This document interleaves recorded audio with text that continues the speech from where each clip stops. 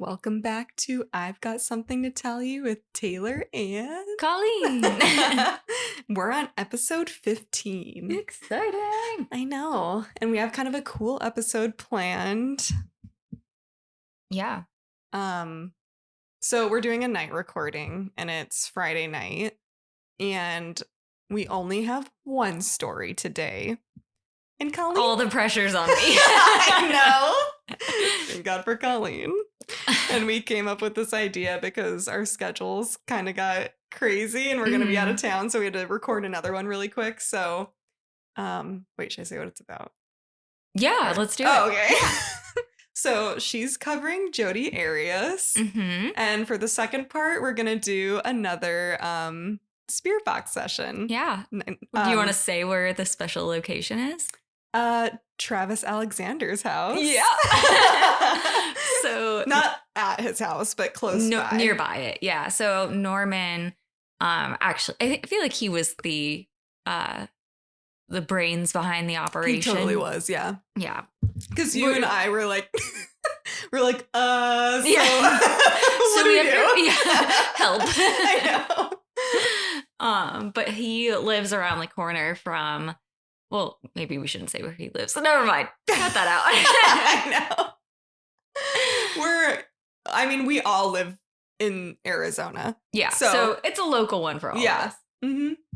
Okay. Well, should we just get into, anything else you want to cover? I feel like. No, I don't think so. I think let's get into it because we have a lot ahead of us. And I held us up. No. I did not do anything. I was eating wildflower and watching her work on her story. I contributed. You contribute nothing. Listen, you contribute most things every single recording, so the least teamwork. Yeah. All right. Well, Taylor, I've got something to tell you. Yay. And, well, you already know this one. Mm-hmm. So I'm excited to hear, because you followed it, like, really, really closely, I feel like, while it was happening. Mm-hmm. But obviously, like, Jodi Arias is a big story in particularly Arizona. We were, working during the time that the trial was on. And I remember, like, in our office jobs. Yeah, in our office jobs. And, like, we would have the TV on to, like, see what was going on. Mm-hmm. But, yeah, so excited to collaborate on this one. Yeah. All right. So, starting off with, who was Jodi Arias? Jodi Ann Arias was born on July 9th, 1980 in Salinas, California. And her mom and dad were Bill and Sandy Arias. She is the oldest of 4 kids, and even though her parents say that her upbringing was, like, pretty standard, Jodi says that they were abusive, and according to her, they were extremely strict to the point of abuse, and that she was disciplined with a wooden spoon, and that she felt constantly controlled by her mom and dad. There is a story about at one point Jodi is growing pot on their rooftop. What? And so her roof. Yeah. I think it was the roof. Maybe it was one of those flat ones, like yeah. Old, yeah. So anyways, she was growing pot. Mm-hmm. And her parents found it and they called the cops on her. Oh my God. Snitches. I know. Well, snitches, but also, like, how dangerous. To call the cops? Yeah. You don't just call the cops on people. Like that. Yeah. Well, also at that time, it wasn't legal either. I feel like now I'm thinking because it's like I guess that's legal right now. Yeah. Her parents, though, have a very different recounting of how Jodi was. That she was very difficult, she was very rebellious, and she was extremely manipulative. That she had a knack for bending the truth to suit her narrative and also gain sympathy. So, as I said, Jodi started experimenting with drugs. She would start skipping school. She's fighting back with her parents. So it's like basically like, I'm a teenager. Yeah. And then in 11th grade, she just quit school. She dropped out of high school, packed her bags, and she was done with everything, school and her family. After she drops out of school, she starts like drifting. So she's bouncing from job to job. She's taking kind of like whatever job she can take. She's waitressing. She starts working at gas stations, just like doing whatever she can to pay the bills. Mm-hmm. And so she gets this job at a gas station and she meets her first long-term boyfriend, Bobby Juarez. Mhm. Bobby is a self-proclaimed vampire What? who works at the gas station. Okay. Gas station vampire. Does he only work at night? I know, right? No, he's got a date. What is the thing in A daylight ring. Daylight ring? Yeah. He's not cool enough for that. Okay. He has to know a witch. Nerd alert. So anyways, he's super into vampires. I imagine he's like the type of there's a guy that works at a local gas station by me. He's very nice, but he tells me a lot of random facts that I'm just like, I don't really want to know this stuff. You're like, But, cool. Can I just yeah. get my Diet Coke? Yeah, I'm like, I'm really thirsty. But he's always listening to like random music and stuff. So I don't want to say random music. He has kind of cool music taste. Mhm. And so he'll tell me sometimes about the music that he listens to and just like random things that he learned that week. And I'm like, okay, yeah. But I imagine this guy is like forcing people for a very long time to listen to vampire facts. I could totally see that. So anyway, Bobby the vampire. Also lame vampire name. I know Bobby. Yeah. So this is something that's kind of a trend for Jodi, is like she takes on the persona of who she's dating. So like she when she's dating Bobby, she starts going like really goth. Mhm. And then like I would imagine like if she was, I don't know, for some reason golf comes to mind. Like if she was dating a golfer, like all she would wear is like preppy. Yeah, exactly. So she's very much like feeding into their narrative. Yeah. So it does not work out with Bobby. Their relationship was messy and lots of drama, which I'm sure Jodi, she's like super famous. I can't screw it. But I'm sure she kind of like loved the drama. It seemed like she kind of liked it. It seemed like it, yeah. She like thrived in it. Yeah, for sure. So they had a lot of breakups and makeups. But when Bobby dumped her, she did not take it well.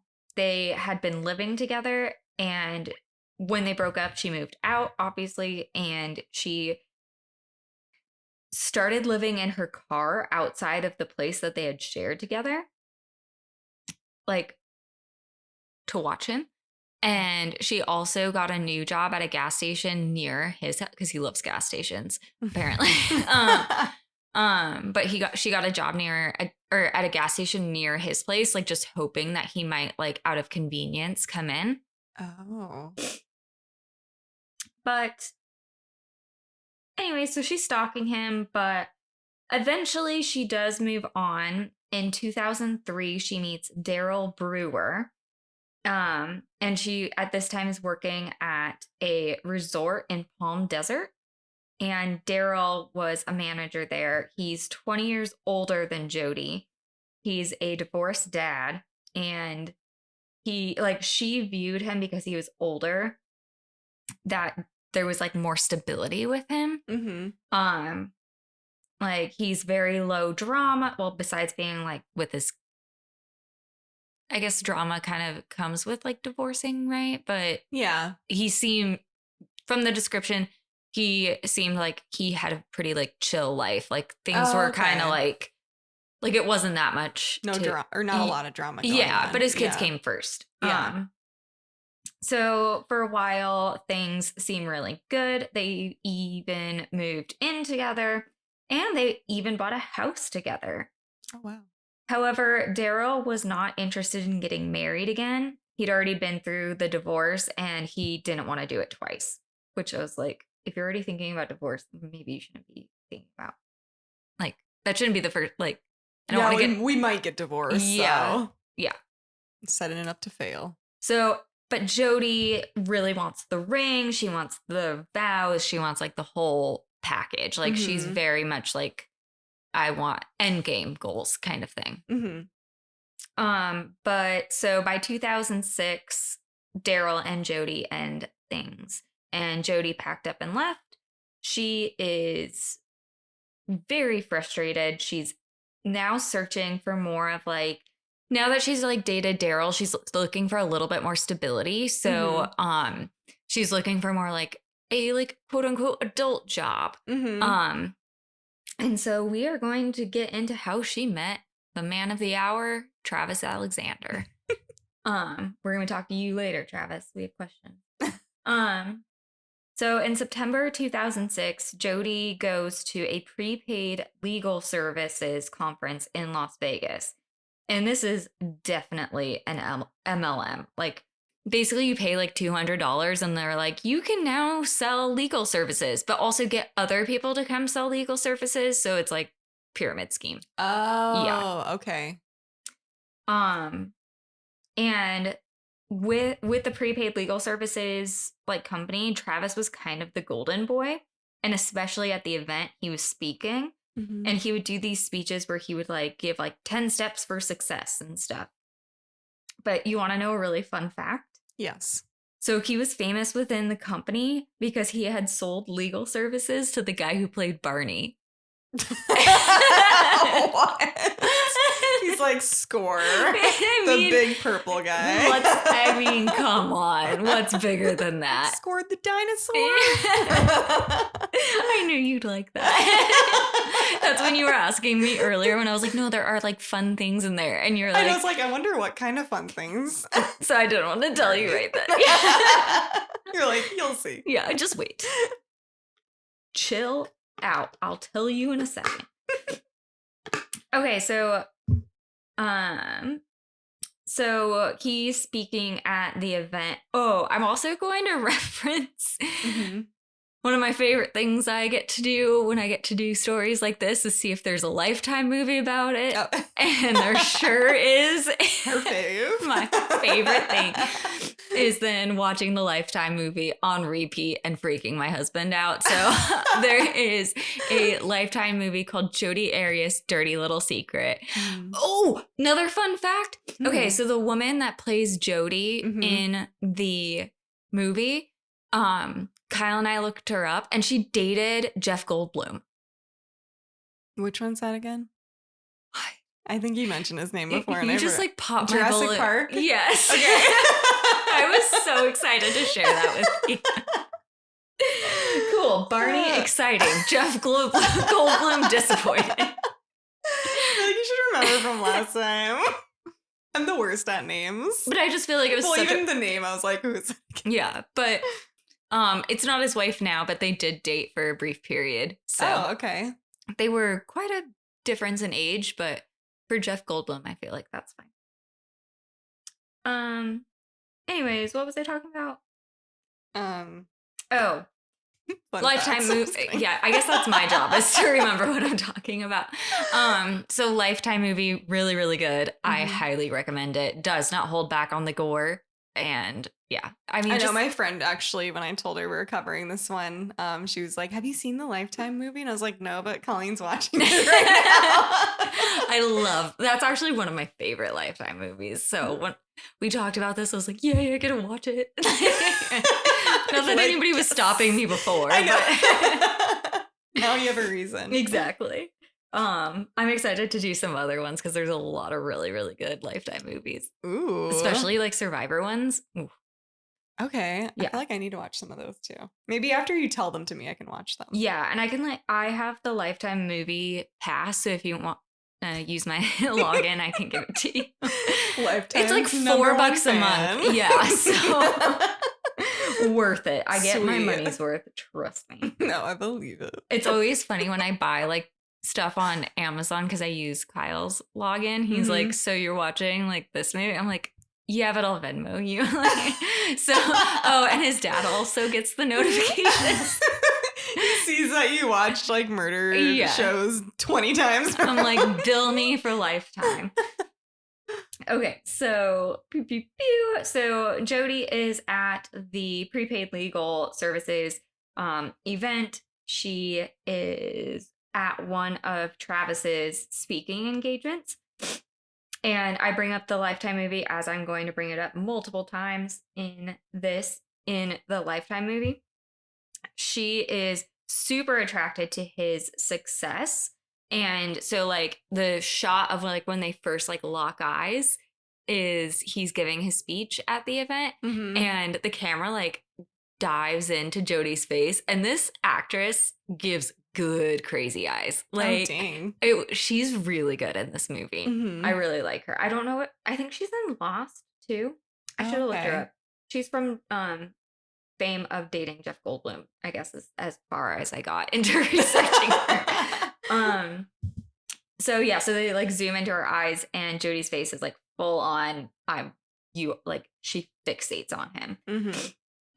So Jodi and Travis start kind of seeing each other, but it's really more about just hooking up. Something that's super important to note is that Travis is a Mormon, and he believed in saving sex for marriage. So they find loopholes though. Yeah. So just let your imaginations run wild in that. We have a lot of more important information to get to. So they don't have like a fully physical relationship, but they are having different. Weren't they like super into like porn and stuff too? I remember, and because that's like against like the Mormon. I can't remember. Yeah, he's doing a lot of things that are pretty not Mormon like. Yeah. I guess like, but I don't really know. I just remember they were like freaky. They are freaky, and they do have a lot of like sexting and like leaving each other like dirty. Yeah, like pretty raunchy. Yeah. I'm not gonna read those. I'm not interested. I don't care. Just know.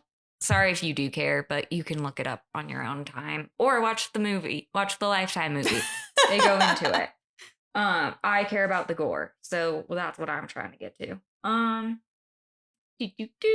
So, they are finding their loopholes, and they basically are just kind of like a very physical relationship. It's not really a full relationship. So for Jodi, this like, because Travis has never done this stuff before, she's using the intimacy. Intimacy is giving it a little bit too deep of a meaning. She's using the physicality and her looks to like keep Travis enticed, because he's not gonna really quote unquote get it from anybody else, and she's willing to keep it Jodi Arias, dirty little secret. So the physical relationship was a way for Jodi to keep control over Travis. However, Travis really wanted to marry a good Mormon girl, and Jodi really did not fit what he envisioned for himself. He also has like a really, I guess, like fake facade. Like he tries to act like a good guy, but I don't think he's that good. Well, let's not speak ill of the dead before we try and go talk to him. Sorry, Travis. We got our sage. It's okay. Okay, cool.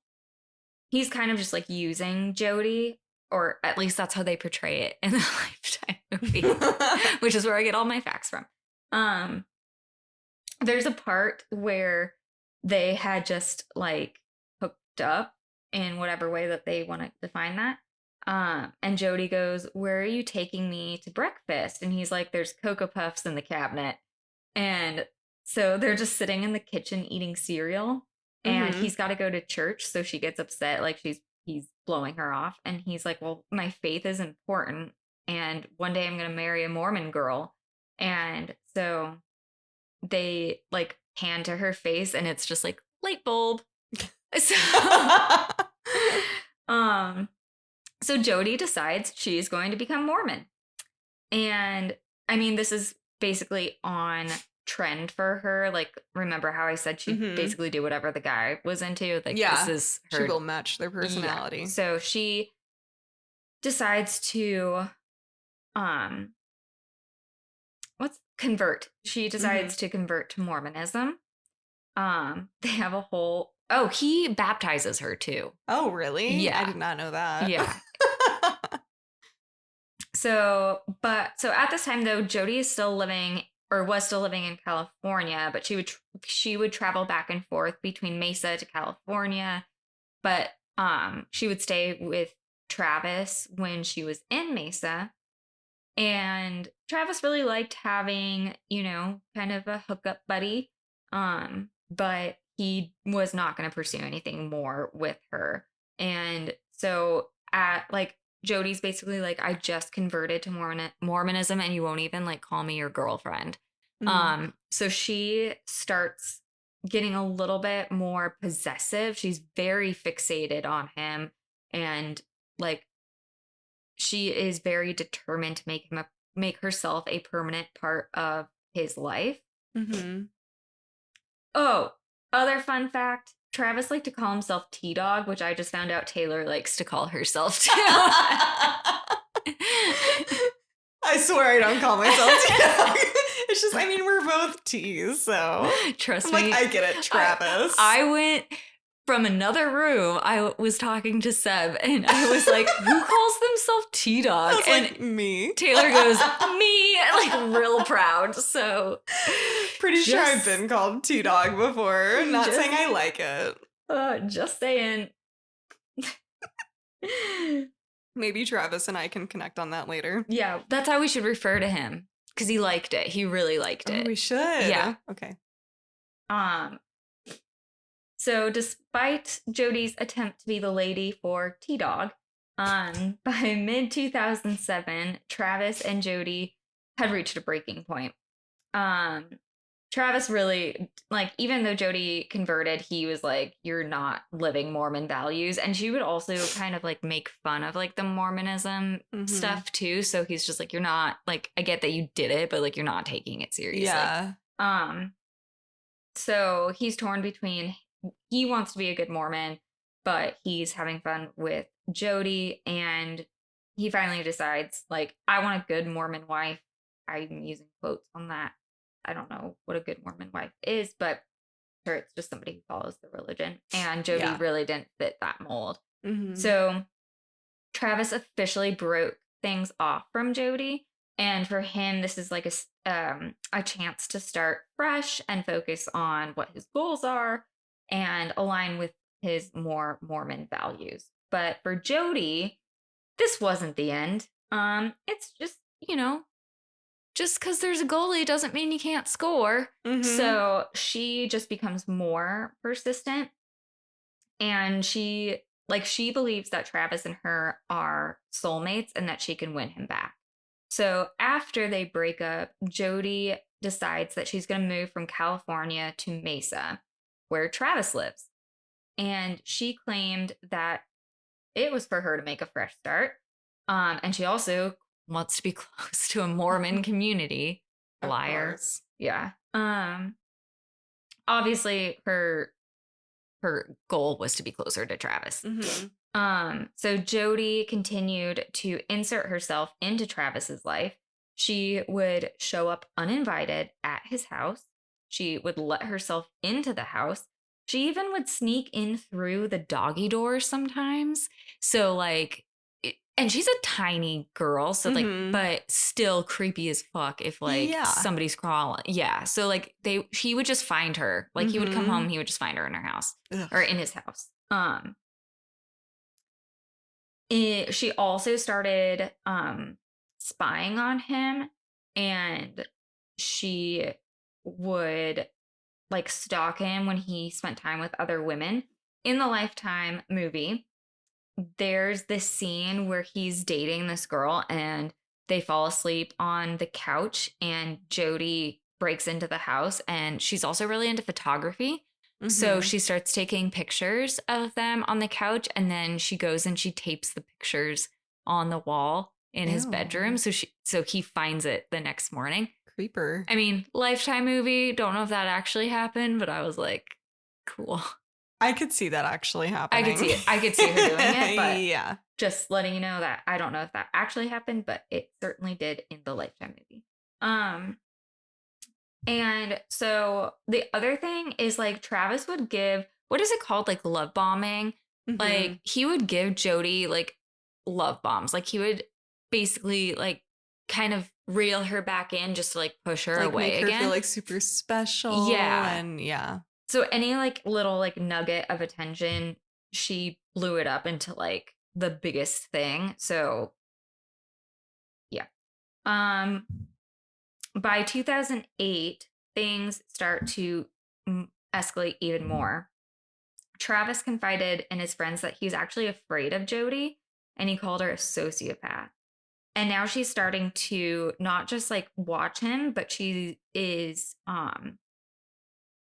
contacting the women that Travis was seeing. So she would create anonymous like social media accounts and she would Mhm. start sending them like really threatening messages.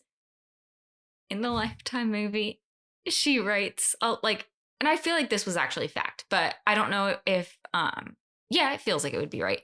Yeah. So she would leave notes on their cars and like most of the notes would be like condemning them, like basically calling them like sluts and stuff because Mhm. he was dating Mormons and so like she was trying to hit them where she thought it would hurt, you know?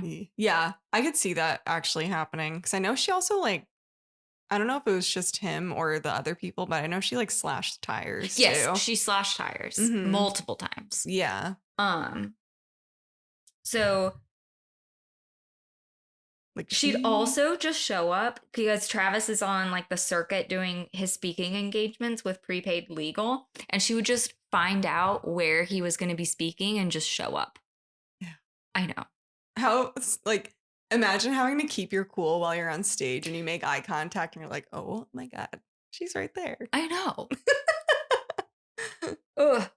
Yeah, and if you saw this woman, like again, the actress in the movie is so good, and like she just has these like intense eyes. Like she's very like, and I mean that in a good way. Like Mhm. she Like she played the part she really did well. really really good. Yeah. Also, I was gonna try and describe what she looked like. Did I tell you this Yeah. already? You can tell it again. I was like, she looks like, and I was trying to tell Kyle, and he's like, she looks like Jodi Arias.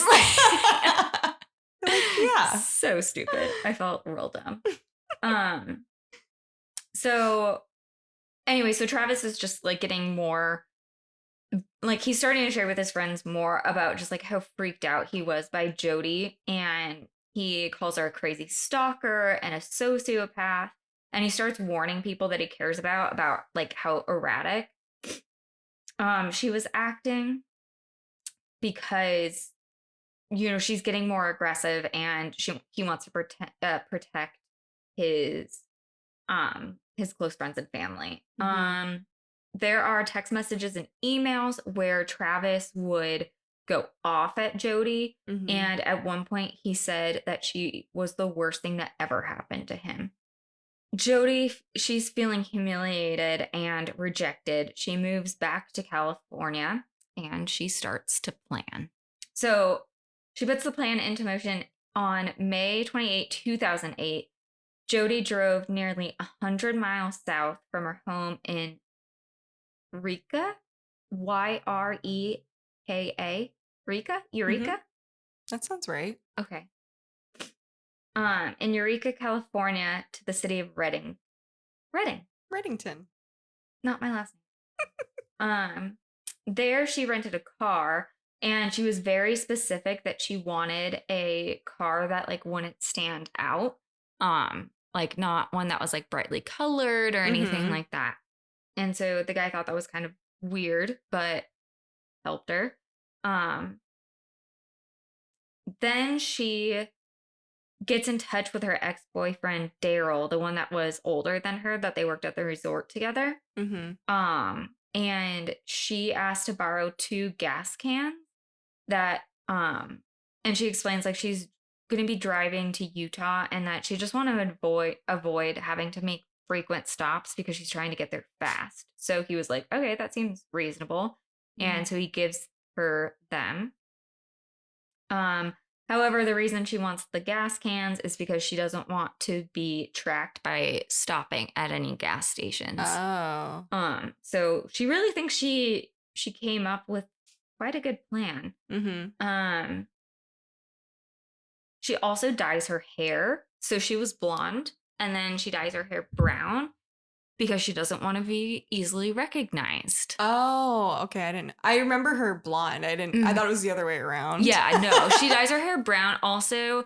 And maybe we can talk about this when we'll talk about it when we go into the trial, because there's a lot to do with her looks. Okay. So yeah, so she changes her appearance. She also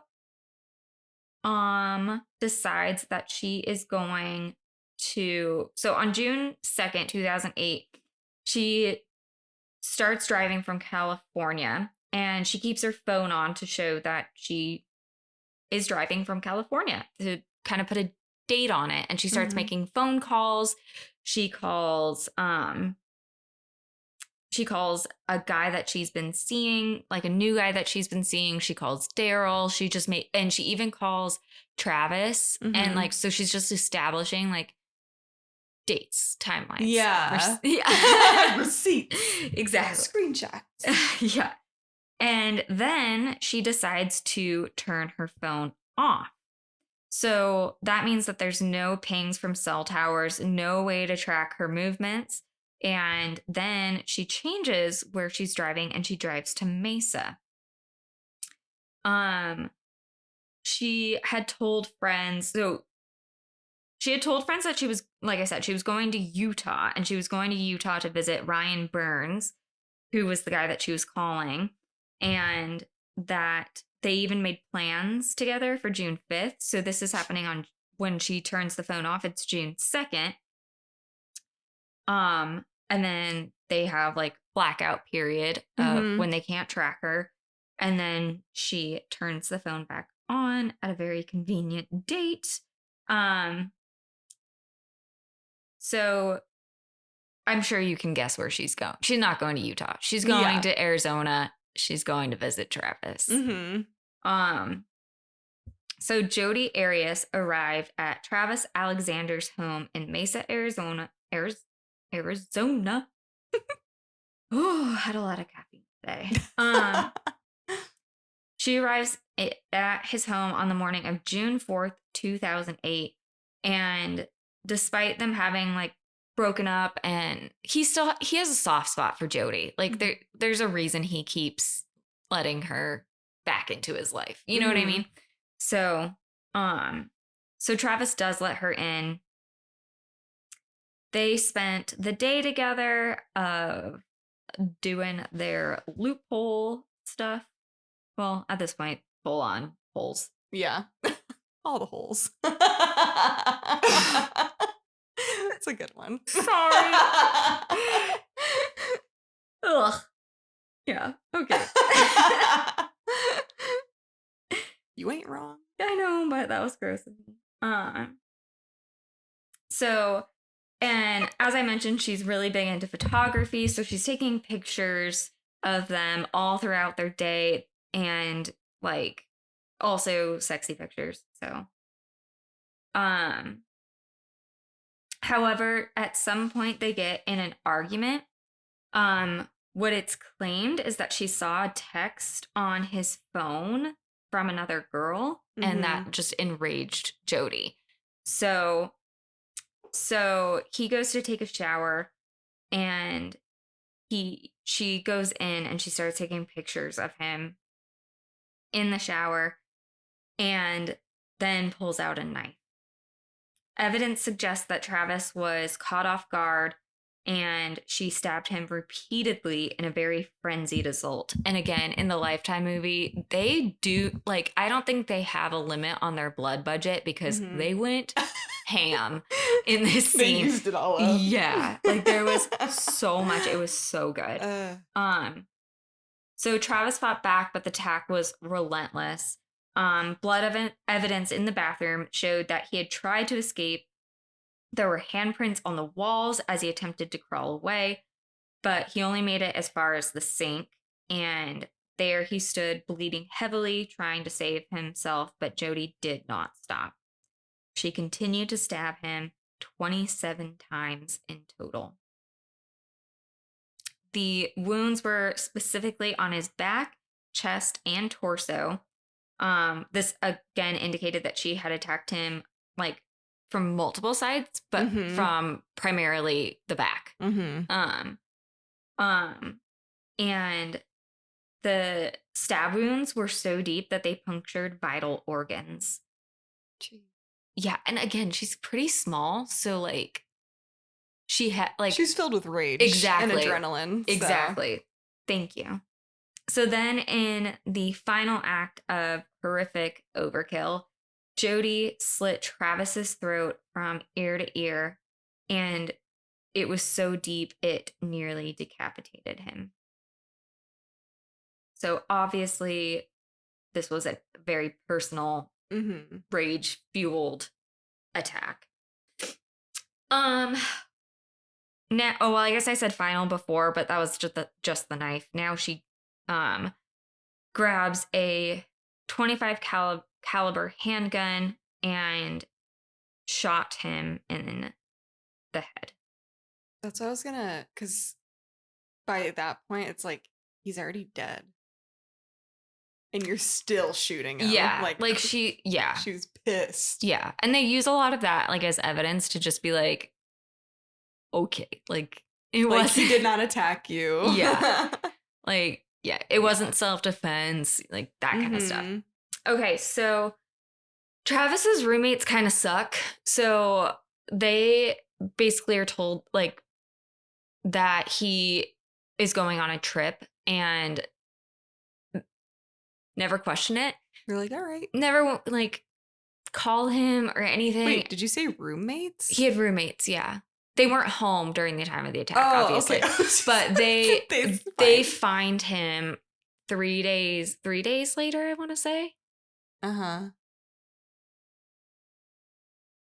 the house? In the house. Okay. Like it starts to smell.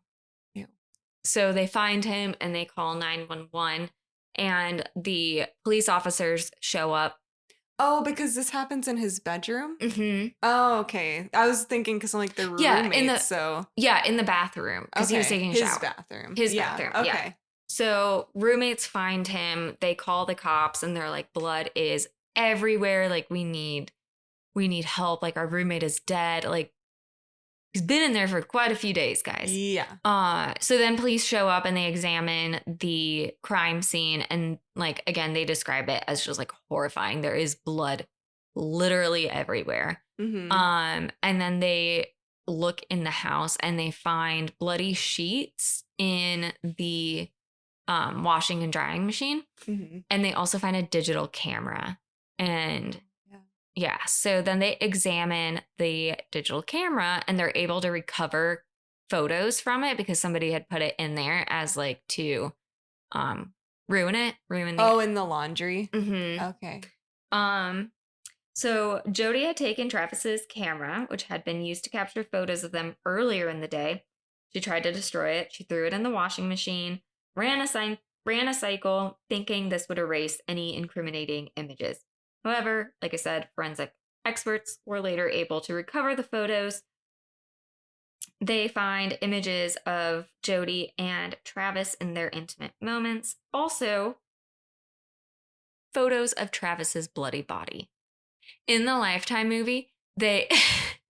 Sorry. In the Lifetime movie, at one point, the detective is just like, I don't think in my entire time that we've had just straight up photos of a murderer. Seriously, though. And it's like the forensics didn't have to take the pictures. She did it for them. And the detective in the movie that catches Jodi is Angel Batista from Dexter. Oh, yeah, you told me that. Oh, did I? I did text you. Yeah. Love that. I need to wait to save this stuff for the podcast. Well, you're telling the people listening. Yeah. So there you go. And I love him. Even though he wears fedoras in Dexter, I still love him. So Jodi tried to wash the blood in the bathroom. She used towels and water in an attempt to clean the floors and walls, but there was, again, too much blood. and handprints all over the place. So Jodi leaves Travis's body in the shower, hoping it would delay the discovery, but yeah, they find him. So after she attempts to clean up the scene, she leaves Travis's home and she drives to Utah, where she had planned to meet Ryan Burns, the man that she had been seeing and flirting with, and she was also using him as part of the alibi. Along the way, she drops and disposes of different pieces of evidence. She tosses the gun and the bloody clothes. Like, she drives out into the desert and just like tosses them out into the desert. They were never recovered, but yeah. She also reactivates her phone and she starts making calls to friends, acting as nothing unusual had happened. She also calls Travis's phone and leaves remember that. and she leaves a voicemail, like making future plans with him after she had murdered. Like, she knows. Psycho. Yeah. Crazy. I should have got that voicemail, but maybe Norman. But you know, all of the messages are really like, she's laughing, she's super carefree, acting like nothing happened. Ryan also testifies in her trial and says that she seemed completely calm and like no signs of distress. So, like I said, the cleanup efforts failed. Investigators found the photos recovered from the digital camera. They find Jodi's bloody palm print mixed in with Travis's blood. And they also obviously find, because it's her bloody paw print, they find DNA evidence that confirmed her presence in the house. She also, like, as part of her defense, she tried to say that, I know I talked about this earlier, that I would never be able to stab him. She goes, she says, if I was going to kill somebody, I would just shoot them over and over again. Like, you're not sounding real innocent. Helping yourself out. You're crazy. Yeah. So she is arrested and the trial is nuts. It lasted for 5 months. So she's arrested in January 2013, and that's when her trial begins. And it lasts for 5 months. It's broadcasted on live television. And I feel like it was like on every channel. You could log right into, because you could log into any news channel and watch it live. Yeah. Jodi has 18 days of testimony. She gave detailed, however, many times contradictory details of the account with her relationship. Oh, sorry. She also you could see the frustration in her face when the lawyers would get her. And I feel like that was the creepiest thing. She would get so mad. Oh, I forgot to share this. When she's arrested, she asks them if they don't mind grabbing her makeup for her so that she can put makeup on for her mugshot. Oh my God. Yeah. I can't. And she does like creepy things in the, like, they have film of her when they're in the room. Yeah. And she's like singing and doing like headstands and like yoga and stuff. Like bizarre shit. She doesn't have a bad singing voice though. I'll give her that. Anybody who can carry a tune, I'm going to give you credit, even if you're psycho. So there's 18 days, like I said, of Jodi's testimony. They present graphic photos and autopsy reports that were from the crime scene. So they actually show the photos that Jodi took herself of the bloody crime scene. They also play, which I feel like this is, well, whatever my opinion is on it, doesn't matter. But they play the voicemails and they read the emails of like the sexting and stuff that Jodi and Travis had. So gross. I feel like it's also to like kind of paint a picture of Travis too, because like Yes. he had a soft spot, but he was also manipulative and he was a douchebag. Yes. But didn't deserve to be killed. He gave himself the nickname T-Dogg. That's not the worst thing he did. Everything. Leave the T-Dawg out of it. I'm just kidding. That tells me everything I need to know about this guy. He wears Oakleys on the back of his neck. Okay, that's where I draw the line. Yeah, I guarantee it. Okay, so as Taylor and I have shared multiple times, everybody was enthralled with this trial. Mm-hmm. A lot of also had to do that Jodi is very pretty. Mm-hmm. So as I mentioned, she dyed her hair dark, and it was very intentional the way that she would show up in court. So they put her in glass. They dressed her basically like a librarian, and it was very intentional to make her look innocent. Yeah. They also wanted to downplay her looks a little bit, so they would like not have her have like a ton of makeup. She would be in like a very buttoned up shirt, very conservative. But the jury and the public found her explanations unbelievable, and just, again, the overwhelming evidence of premeditation, and she thought she had this perfect plan. It certainly was not. She was convicted of first-degree murder on May 8th, 2013. The jury found, obviously, that the murder was both premeditated and committed with such extreme cruelty that she was also eligible for the death penalty. First jury deadlocked during the penalty phase, so they're debating on what her actual penalty is going to be, and they could not reach a unanimous decision on whether she would be sentenced to death. So she actually got a mistrial for the first sentencing phase, and so they had to do a new jury. The second penalty phase began in October 2014, and the jury also could not reach a unanimous decision. Get it together, people. You have one job. Seriously. What else do you need? So as a result, because now they've had two mistrials, the death penalty is taken off of the table, and the judge sentenced Jodi Arias to life in prison without the possibility of parole on April 13th, 2015. Crazy. And so she's still in jail. We actually know what jail she is at. Kyle has told me that he's been to that jail. So I would like to make a visit after we go talk to Travis. We got one side of the story. We'll get that. Me.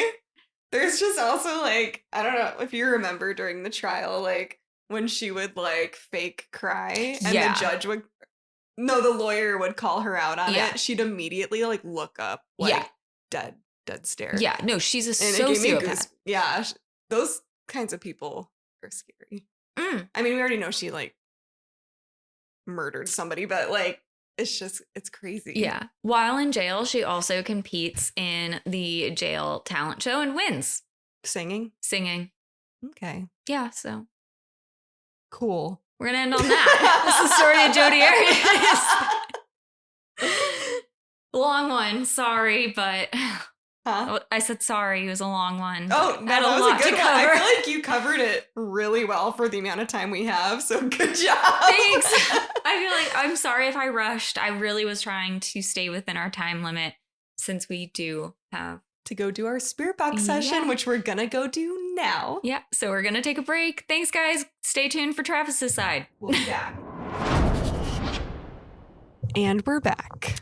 Break is over. And we're now sitting in the park across from Travis Alexander's house. We can literally see the house from where we're sitting. You actually might be able to see it in the camera. Oh, it's like right there. I know. And we're also here with Norman again. Hello. And we're going to do another spirit box session. Yeah. So, Norman, I just finished telling the story of Jodi Arias. So we're now going to get Travis's side, hopefully. No. What was gunshots? Totally a firework. Just kidding. Okay. It's okay. I'm on edge They were already. hunting. I feel why we're all staring at the house like it's something's gonna happen. I mean, yeah, it's a lot of people just drive by it too. Really? What do you think it's like living in that house? Like how many? There has to be some dark energy. Well, I'm or sure dark- thick, That's dense. for sure. I was thinking more of like because I wanted to go knock on the door. And you guys Yeah. said You no. are really brave. I think it's big. It's probably big money. Because again, I saw a whole production team that I think they were probably doing like a documentary or something. Like they had the straight up vans out with like just huge equipment. You know what I mean? Yeah. Yeah. So I'm we're pretty sure it's like, we're not knocking on the door ready for that. Yeah, we need to come with a decent need- bag. Yeah, you know, you're like, hey, 10,000, 20,000, So that $20 means make Yeah. sure to yeah. A big Yeah. blunt. a big sage blunt. I can like- offer you. I'm really good at high fiving. So Yeah, it must be a trip too, being in the master bedroom. yeah. Because there's like pictures and everything, Mhm. you know? So it's like, no matter But how taking much a you shower in remodel that it- shower. Oh, I know. Retile immediately. Mm-mm. I'm saying, no matter how much you remodel it. All right, anyways. The house is like, you talking about me? For real. Okay. Okay, you guys want to start this? Yeah. Okay. Mhm. So that's green right now because we have the detector over there in the corner. Oh, yeah, yeah. And green means good. Red. Yeah, yeah, nothing. It goes from like yellow to red. Okay. And is that an EMF Yeah. thing? Yeah, so, yeah, Millie Gauss. So we have Norman brought an wait, did you say an EMF detector? Yeah, yeah. Okay. And then the GoPro and then our other camera. Mhm. So They were all locked in. whatever our mics pick up. So our goal is to contact Travis. Is it on? hmm Oh, okay. Are there any spirits? What did it say? Are there any spirits with us?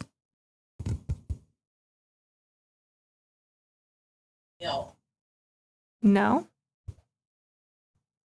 Well, you answered, so you must be a spirit. How? What? Close. Are you close by? Did that thing turn Alright. off? It did. Oh, yeah. Pink tile. Pink tile. They're by pink tile. Are you speaking English? No disrespect. No, we're definitely here with respect. Mm-hmm. Please know that. No disrespect. No, we're definitely here with respect. Mm-hmm. Please know that. Ral something. Right. Okay, so we just have some questions. If there's any, I don't like that. It sounds like alien. Oh, is that an alien voice? Yeah. It's not. Yeah. All right. So, is there any spirits here with us?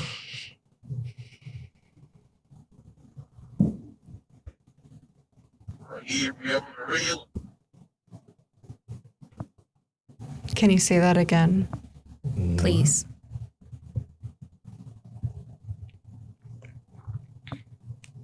My what? True do. I heard something will do. True do. Well, yes, sir. It's like, is it backwards? I don't know. Trio. Trio. I heard trio. Oh, well, we are a trio. Trio. We need it. What's it say? Is it backwards? I don't know. It's like speaking Pig Latin. Can you? To walk off. It sounds like The backwards. Sims. Oh, it is backwards? Also imita. Also Yeah, it imita? does. All right, so we're just here reaching out to any spirits that are here. Specifically, if Travis is here, we know that across the street in your house, unfortunately, you were killed. Your life was taken really young. He likes being called T-Dawg. Oh, yeah. Truthfully, like not in a disrespectful. Oh yeah, T-Dawg.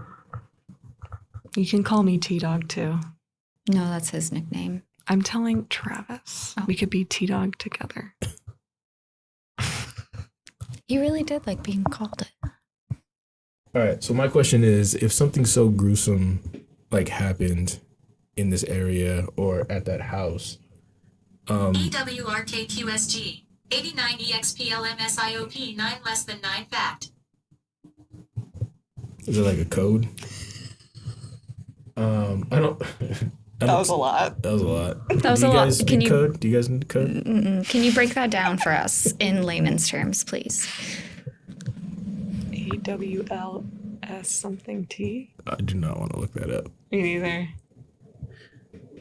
But my question is, if something happens so dark, does that leave anything dark? Closer to Thank you. Is there any kind of dark energy left there in that house? Is Travis with us? Is there anybody that would like to speak with us? Roan 9 less than PF Cowers 898 CQTR backquote if less than. Sir Key 8 CTDCSW. Why is everything backwards? I don't know. What that your phone? is that? What is going on here? Is there anyone here? Would anybody be comfortable talking with us? If anyone is here, there's like a green light right there you can touch, and it'll make a beep sound, and that'll let us know that you're here. Just another way of communicating with us. And to be clear, He's hiding. who's hiding? And to be clear, we don't want any dark energy or any dark spirits or evil spirits around.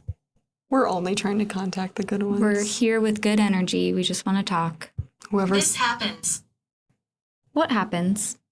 Do people come around a lot and do this? Yeah. That wasn't me answering for you either. If you're hiding, you can come out and touch the green light. Your hair. Which one? Your hair products. It moved. It just turned off. Okay. Which Yeah. hair? What color hair? Indeed. They're talking to you. No, they're talking to you. They're talking to you. Are you talking about the new hair product? Are there any like kid spirits that come to the playground? Oh. And do they have fun? We're all just like looking around now. Um, Your hair. Do you like our hair? All right, so let's see if you're an intelligent spirit. No disrespect, but Move quickly.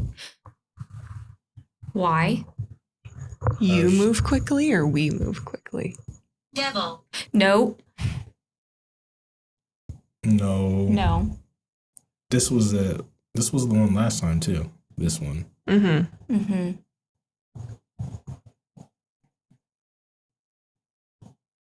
What's that noise? Higher. Higher. Like look higher. How about you touch that light right there, the green light? Bright green. Energy. Mm-hmm. Mm-hmm. Good energy. Good vibes. Only good energy. Yeah. Okay, I'm gonna switch that. 1 second. Chill, you bitch. Sound like I said bitch. Who you calling it? Not I.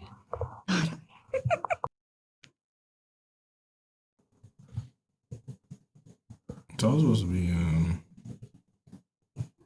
what's the rate?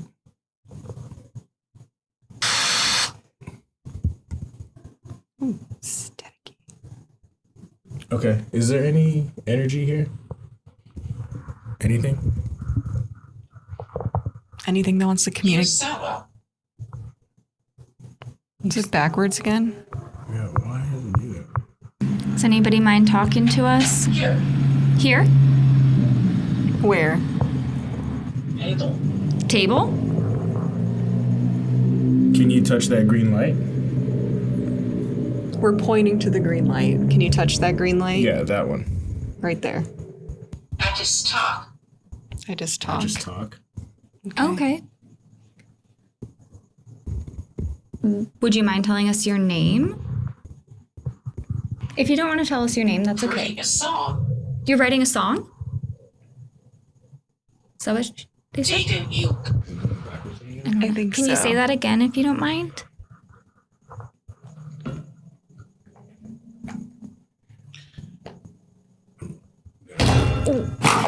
Oh no.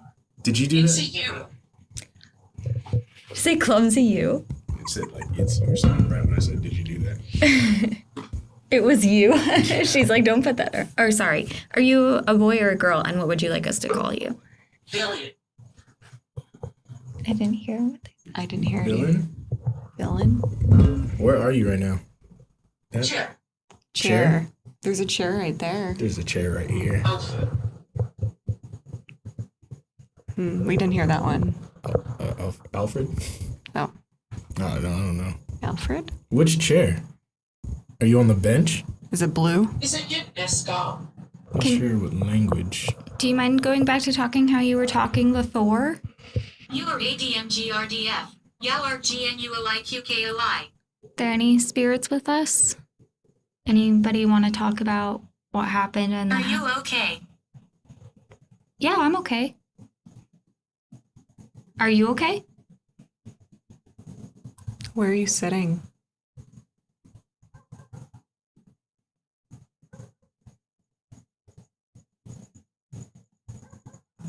I don't feel good. Why? Like nauseous? A little bit. Literally, a little Well, bit. maybe it was asking you if you're okay. Can you want to try and talk? I don't want to talk. If it's trying to affect me. Okay. I was getting angry at the hotel, by the way. Really? Yeah, I was getting Why? Like you I could just feel felt it coming angry. on? I was Mhm. feeling angry and like agitated. I was feeling like, because I was trying to explain to them, like it wasn't the draft. Like I felt the chill, Right. and I was like, "There's some like definitely like right there." Yeah. Because I mean, you could tell the difference. Yeah. It almost feels staticky sometimes. Like Yeah. a balloon. Mm-hmm. Interesting. It is interesting. Seriously. Is something trying to affect me right now? Why are you asking? Because he's not feeling great. Well, and he doesn't want you to if you are trying to. Yeah. We're here to ask questions and communicate, but we don't give you permission to mess with us. We're coming with only good Are you energy. Are you on this side? Are you on the left of us? Are you over here? Are you Travis? Married. Married. You were married? Did you live around here?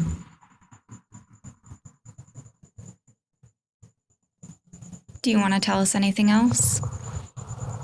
You have one last chance to say whatever you need to say because we're going to wrap up. And we want to hear from you, so that's not aggressive. We're just letting you know.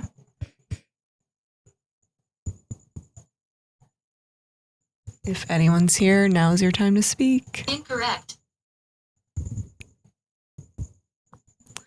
Fine. Well, it actually is correct because the three of us are going to only be here for a few more minutes. Can you knock on something if you're here? You want it. No. We're not saying we want anything, but you can communicate. We don't want anything from you, just to make that clear. Yeah, no trades. Nope. Is there a certain number of spirits around us? Absolutely not. Is it just one? Like, just me. So is it one? Can you say somebody's name here? Preferably This not is mine stupid again. questions. Yeah, we do you didn't know- introduce ourselves either? We didn't. Do you mind saying one of our names? I would love to know if you know Travis. Hot. Thanks. Just kidding. Hot. Hmm. Was it hot out here? It's actually nice out here right now. Lower your voice. Sorry. We will. Good. All right. Well, thank you for communicating with us. Whatever was here, and we are closing the session now. And again, we thank you for giving us any answers or just talking in general.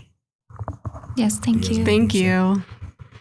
We appreciate your time.